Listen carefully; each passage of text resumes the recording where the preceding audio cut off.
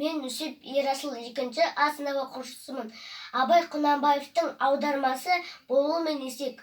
Тойған есек шөпті оттап маңайдағы, соңырқап, шатқа кетті қай-қайдағы, тентіреп, өлкені өрлеп келе жатып, жолықта бір бұлбұлға тоғайдағы. Сенбісің ақын бұлбұл жаңа көрдім, атыңа жұрт мақтаған құмар едім. Бір сайрап берсең қалқам өзім естіп, рас бекен жұрттың сөзін сынар едім. Өнерге салды бұлбұл сонда аңыратып, шыңғыртып, шымырлатып, сорғалатып, мың түрлі күйге салып толқытады. Маңайда жан біткенді таңырқатып, қой жатыр, қойшы тыңдап тұрды біреп, көзінен қап-қызыл боп жас мөлдіреп, жел соқпай, құс шуламай, бәрі жым-жырт, әнге көңіл жіберіп тұрды елжіреп.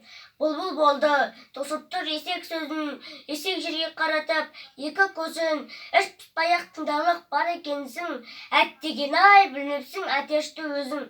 Екенсің ән салуға сен дағы епті, сен біраз әтеш әнін үйрен депті.